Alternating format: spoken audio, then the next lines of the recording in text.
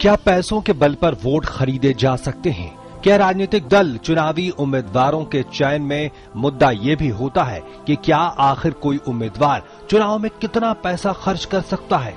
भाजपा के ही गोपीनाथ मुंडे ने एक बार कहा था कि लोकसभा चुनाव जीतने के लिए मुझे 8 करोड़ खर्च करने पड़े, जबकि उम्मीदवारों के खर्च की सीमा सिर्फ 40 लाख है। अगर चुनाव में इतने पैसे खर्च होते हैं तो क्या आम से खास किसी के भी चुनाव लड़ने की शक्ति की बात करने वाली हमारी व्यवस्था सबको एक समान मौके दे रही है?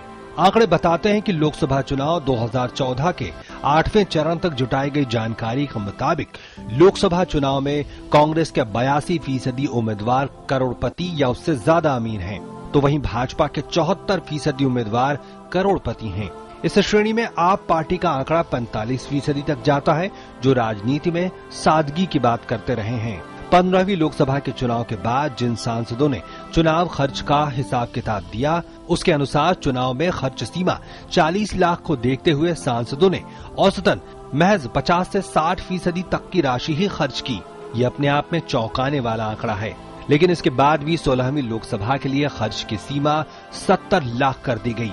जानकार बताते हैं कि बड़े बड़े राजनीतिक दलों को मिलने वाले चंदे या कमाई का सिर्फ 25% राशि का ही स्रोत पता है। बाकी औसतन 75% राशि कहां से दलों को मिलती है, इसका सिर्फ अनुमान ही लगाया जा सकता है। ऐसे में राजनीतिक दलों के उम्मीदवारों पर किसी खास कॉरपोरेट घराने या कारोबारी के साथ गठजोड़ की बात सामने आती रही है। तो बड़ा सवाल ये भी है कि ये गठजोड़ चुनाव जीतने के बाद क्या एक दूसरे को लाभ पहुंचाने की कोशिश भी करते हैं?